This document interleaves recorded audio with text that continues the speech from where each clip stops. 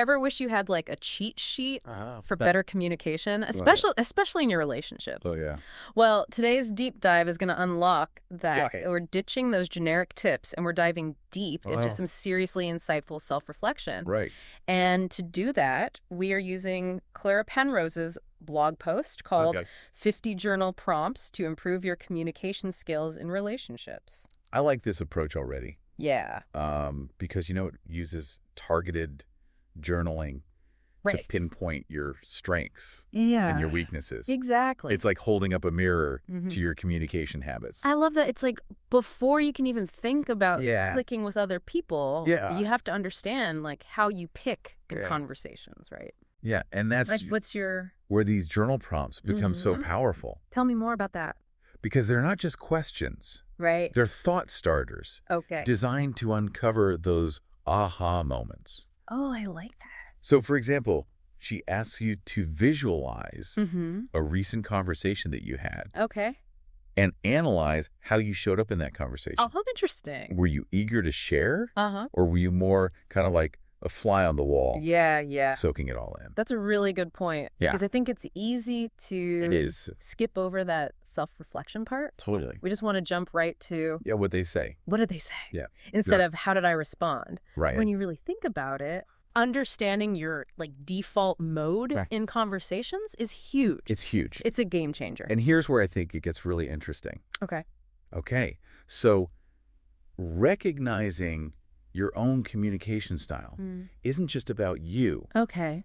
It's a direct path to greater empathy Wow. for others. Tell me more about that connection. Okay, so think about it this way. Okay.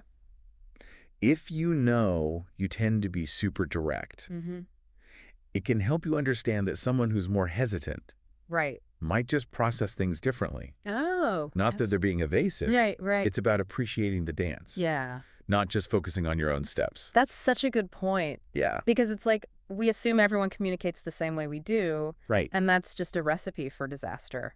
Misunderstanding. Yeah, misunderstanding. Yeah. For sure. It's less about changing who you are Okay. and more about adapting your style Okay. for stronger connections. I like that. Becoming more mindful Yeah. of the other person's communication language. Speaking of things that can like make or break a conversation, Oh, yeah. Clara does not shy away from the impact of emotions No, she does not. on communication at all, does she? Not at all. In fact, she Yeah. dedicates a whole section to it. Yeah.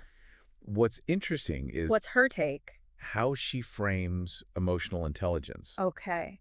when it comes to communication. Okay. She says it's not just about understanding other people's emotions. Mm-hmm. It's about mastering Your own. your own. Which, let's be honest, Yes, can sometimes feel like the harder task. absolutely. Right. We've all been in those conversations Oh, yeah? where emotions run high Uh-huh. and suddenly logic just flies out the window. It's gone. It's out. Clara uses journal prompts Yeah. to dig into the root of those reactions, Okay. prompting you to ask, what Yeah. triggers Right. those intense emotional responses for you? And more importantly, Yeah. how can understanding those triggers lead to better communication? Exactly. It's like you got to know yourself first Right. before you can even begin to understand like Oop. what's going on in a conversation. It's like that old saying, know thyself. Mm-hmm. It takes on a whole new meaning when we're talking about communication. Right. Because if you can pinpoint what sets you off, Yes. you can start to navigate those emotional landmines so much more effectively. Okay, so you're saying if I can figure out what my triggers are, Mm-hmm. then I can sort of like Exactly. get ready for them. Precisely. And it's about recognizing, okay, Yeah. this is a pattern for me. Okay. When I feel unheard, Yeah. I tend to shut down. Right. Or when I feel pressured, I get really direct, Interesting. maybe even blunt. Yeah. And that self-awareness is gold. It's like having that pause button. Yes. Right. Exactly. Like instead of just immediately reacting, Yeah, just like you can say, take a breath. Yeah, I need a minute to process this. Yes. Which I think brings us to Uh-huh. another one of Clara's really great points, What's that? the importance of empathy in conversations. Empathy. We hear that word a lot. We do. But Clara breaks it down in a way. That makes you re-examine how you're showing up in conversations. Okay. Yeah. And she doesn't let us off easy No. with the whole like Oh, no. active listening. She does or- not. She's like, I know you've heard it a million times, but are you doing it? Yeah, it's like we all know about it. Right. But we're still struggling with it. Exactly. And what's brilliant Maybe is she say? how she pushes us past that surface level. Okay. You know, she doesn't just say, listen more. Right. She challenges us with questions like, Yeah.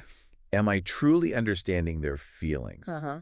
Or am I just projecting my own experiences onto their story? Ooh, that one. Yeah. That one hit home for me. Yeah. Because I've been there. It's so easy to fall into that trap. Totally. We want to relate. Yeah. We want to offer solutions Mm. based on what's worked for us. Right. Exactly. But true empathy Yeah. is about putting aside our own baggage, Okay. really stepping into the other person's shoes. So what you're saying is sometimes Yeah. the most empathetic thing we can do Yeah. is to not try to fix it. Sometimes the most empathetic response is, that sounds really tough. Mm-hmm. I'm here for you. Yeah. Just to be there. Exactly. Be present. It's about validating their experience, Right. not minimizing it, Okay. not hijacking the conversation, Gotcha. just validating how they feel. Okay, so you're validating. Yeah, And that sense of validation is super important for healthy communication. exactly. And it all kind of ties back to this idea of boundaries. Oh, boundaries. Yeah. Okay, let's talk about that. Yeah, because boundaries are like the unsung heroes Okay. of healthy relationships. Why is that? I think Claire does a fantastic job of reframing how we think about them. Oh. Because we often think about boundaries as being rigid or controlling. Right, it's like a wall. Right. But really, she emphasizes that boundaries are about self-respect Mm-hmm. and clarity, Okay. which ultimately benefits both people in the relationship. So if I'm being clear about my boundaries, Yeah, it actually helps the other person too. exactly. That's a good point. It's like a gift. Oh, I like that. When you're clear about your needs and limits, Yeah. it allows the other person to show up more authentically. I like that. It allows them to show up authentically because they know what to expect. Exactly. That's a really good point. So how do we figure out what those boundaries are? Well, she provides some really practical advice. Like what? Like she'll ask you to think back to a time Okay. when you felt uncomfortable in a relationship. Mm-hmm. What boundary was crossed, and how did you handle it? Oh, that's good. So like a post game. Yes, Yeah. exactly, like a reflection. Yeah, yeah. What happened? And I think sometimes it's easy to It is. brush things off in the moment. Totally.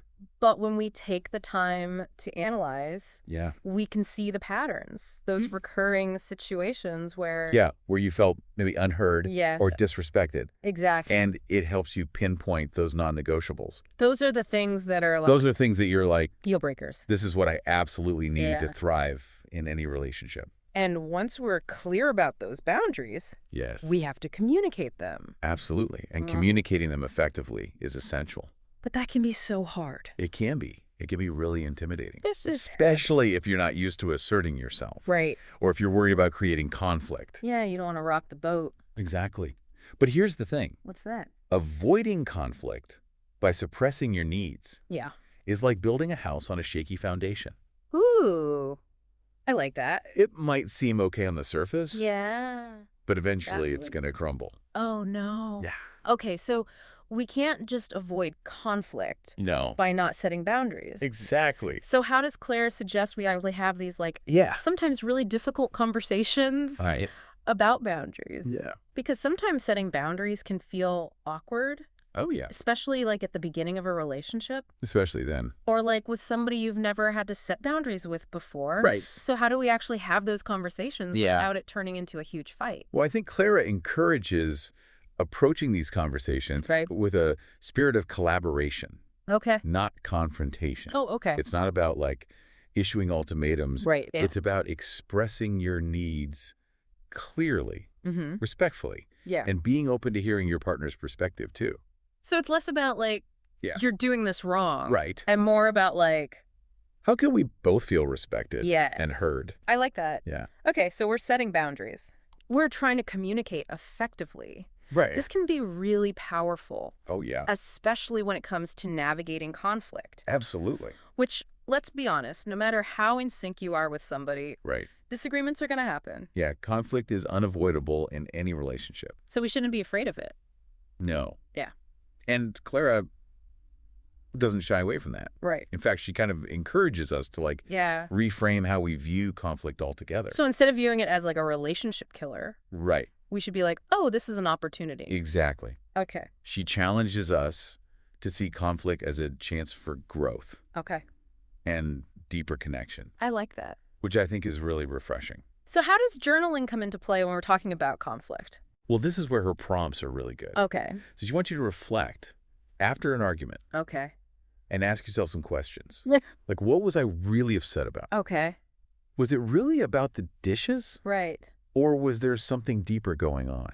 That's a really good point because Yeah. sometimes I know that I get more upset about something Absolutely. than I should. It happens. And it's like, what's really going on here? It's often a clue that some need is not being met. Okay. Maybe you need to feel validated. Right. Maybe you need to feel appreciated. Okay. Maybe you just need to feel heard. Yeah. And so by identifying that root cause, Mm-hmm. we can communicate our needs more effectively Yeah. and hopefully work towards a resolution Right. that makes both people feel good. And she doesn't just focus on the other person's role in the conflict either. No, she does not. She talks about taking ownership Absolutely. for our own part. Yeah, and asking yourself, Yeah. what was my part in this? Oof. That's hard. It is. It's so easy to blame the other person. It is. It's so easy to get caught up Yeah. in the blame game, Yeah. but taking responsibility Mm-hmm. for our own reactions Yeah. is key to resolving that conflict. And to like moving forward in a Absolutely. more constructive way. And it's not about beating yourself up Right. or dwelling on your mistakes. Okay. It's about approaching the situation with a growth mindset, Yeah. learning from it Okay. and moving forward with greater self-awareness. I love this entire deep dive. It's Yeah. been amazing. It's so good. We've gotten to talk about like these really simple journal prompts, but Right. how they can really unlock some Yeah. deep insights into how we communicate. It just goes to show that sometimes the most powerful conversations we have Yeah. are the ones we have with ourselves. I love that. Yeah. And even just like these small shifts Absolutely. in how we communicate Yeah. can make such a big difference in our relationships. Huge. So to our listeners out there, Yes? if you are ready to like unlock some deeper connections Yes. and like build more fulfilling relationships, Yeah. I really encourage you to explore Clara's prompts. Check them out. You might be really surprised by what you learn. Absolutely. And remember, communication is a journey, not a destination. Mm-hmm. Be patient with yourself. Yes. Embrace that learning process Love it. and celebrate those aha moments along the way. Those aha moments. Yeah.